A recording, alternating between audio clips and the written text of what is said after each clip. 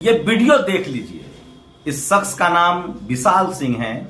ये schedule caste community से आते हैं और उन्नाव के रहने वाले हैं। एक पत्रकार है, जाति का ब्राह्मण, खुद को पत्रकार कहता है। रवीश कुमार ने उसको लेकर एक बड़ा ट्वीट किया है। आप सोचिए कि इस शख्स को घर में घुसकर इसका आंख फोड़ दिया गया। लगातार देश भर से आवाजें उठ रही हैं, तब जाके एफआईआर दर्ज हुआ। आरोपी का खौफ इतना है कि कोई पत्रकार बात करने के लिए तैयार नहीं है। अधिकारी, पत्रकार मुझे खबर भेज रहे हैं उन्नाव से कि दिल्ली में आप लोग बात कीजिए। अब खबर आ रही है, द वीक ने ट्वीट किया है कि आरोपी की तो गिरफ्तारी नहीं हुई है, उल्टा जो पीड़ित है विशाल, उनको यूपी पुलिस ने अस्पताल में वो इलाज करा रहे थे, वहां से उठा लिया है। सुमित चौहान द वीक के एडिटर हैं। वाह, जिस दलित युवक की आंख फोड़ी गई उसी को उठा लिया। डीजीपी यूपी महोदय, आपकी यूपी पुलिस न्याय की नई मिसाइल काम कर रही है। गुनाहगारों पर मेहरबानी और पीड़ितों को सजा। मां योगी आदित्यनाथ, आप कुछ देखते क्यों नहीं है? NCSC goal, the Vijay Sampla, कृपया मामले का संज्ञान ले। यूपी न्यूज ने एक खबर दी है।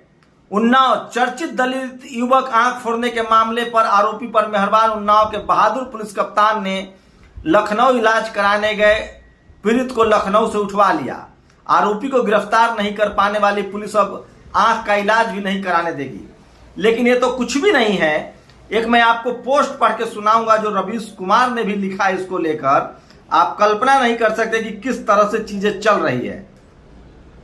अराजकता की सीमा पार कर गई है सरकार, और पुलिस का तो आप कुछ कह ही नहीं सकते हैं। लगातार सोचिए, एक पत्रकार को देखिए, दलित ने लगाया आंख फोड़ने का आरोप, कहा आरोपियों को नहीं किया गिरफ्तार। यह भयानक घटना उन्नाव के पत्रकार राजेश वाजपेयी पर आरोप है कि एक दलित युवक के घर में घुसकर उस पर हमला कर दिया। मुख्यमंत्री योगी आदित्यनाथ ने उन्नाव यूपी को एसपी को फोन किया है।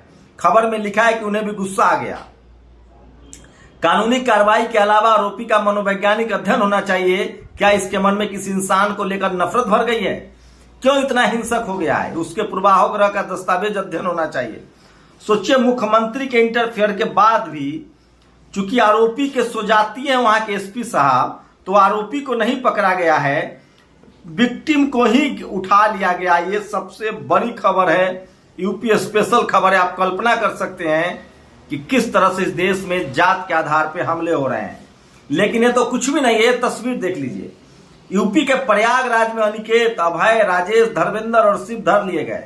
इन खूंखार अपराधियों ने होर्डिंग लगाकर माननीय प्रधानमंत्री से कुछ सवाल पूछे थे।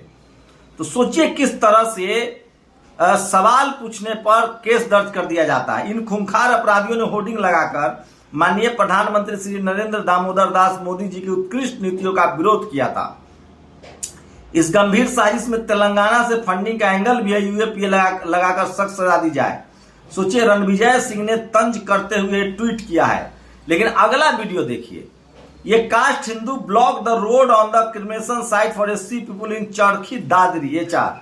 The people had to climb the wall for the funeral position. The varna system breeds currently. सोचिए, शेड्यूल कास्ट के एक शख्स की मौत होती है और उनकी अंतिम संस्कार करने की भी परमिशन नहीं है। और ऐसा नहीं कि सिर्फ शेड्यूल कास्ट पर, अब पिछड़ों की बारी आ रही है।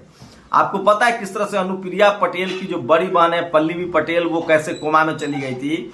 यह अयोध्या का रामराज। गर्भवती शिक्षिका सुप्रिया पटेल की बेरहमी से हत्या कर दी जाती है। योगी पुलिस पर आरोप है, योगी जी की पुलिस पर आरोप है कि योगी पुलिस हत्यारोपी बीजेपी नेता पुत्र को बचाने के लिए शिक्षिका का चरित्र हरण करने पर उतारू है। बहन के परिजनों को मान सम्मान इंसाफ दिलाने जल्द ही अयोध्या आऊंगा।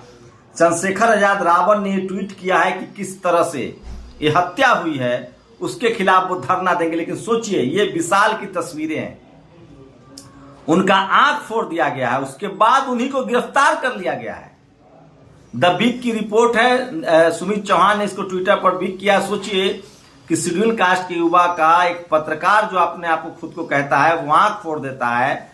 और पुलिस पहले तो जद्दोजहद के बाद केस दर्ज नहीं करती है, मुख्यमंत्री को इंटरफेयर करना पड़ता है। उसके बाद भी आरोपी के बदले पीड़ित को ही गिरफ्तार कर लिया गया। ये सब कुछ संभव हो सकता है क्या? आप कल्पना कीजिए। तो इस देश में लगातार इस तरह की खबरें आ रही कि जो शोषित वंचित समाज के SC ST OBC माइनॉरिटी, खासकर बीजेपी शासित राज्यों में ये बहुत ही बुरी हालत है। अब मध्य प्रदेश का ये वीडियो देखिए। ये शख्स खुद को साधु कहता है और कैसे फरसा लेकर आदिवासियों पर दौड़ रहा है, भद्दी भद्दी गालियां दे रहा है।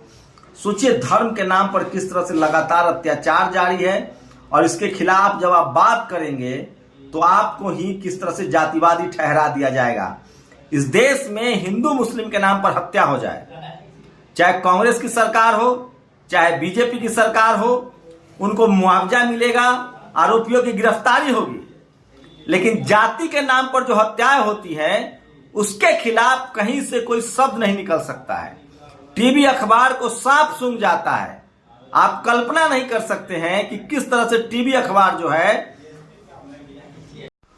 तो सोचिए, इस देश में अगर हिंदू मुस्लिम के नाम पर हत्या हो और खासकर कोई मुसलमान, किसी तथाकथित जिसको हिंदू कहा जा रहा है SC ST OBC की हत्या हो जाए तो पूरा देश खड़ा हो जाता है। लेकिन जाति के नाम पर रोज हिंसा हो रही है, जो रोज अपराध हो रहा है उसके खिलाफ कोई सुगबुगाहट है? तो हत्या को भी ऐसे हत्या को मुद्दा बनाया जाएगा जो बीजेपी को सूट करता है, जो बीजेपी की राजनीति को सूट करता है, जो जातिवाद को सूट करता है, जो मनुवाद को सूट करता है। लेकिन विशाल की आंख फोड़ दिया जाए, पायल तडवी की हत्या हो जाए, रोहित वेमुला की हत्या हो जाए, हाथरस में बेटी के साथ गैंगरेप हो जाए।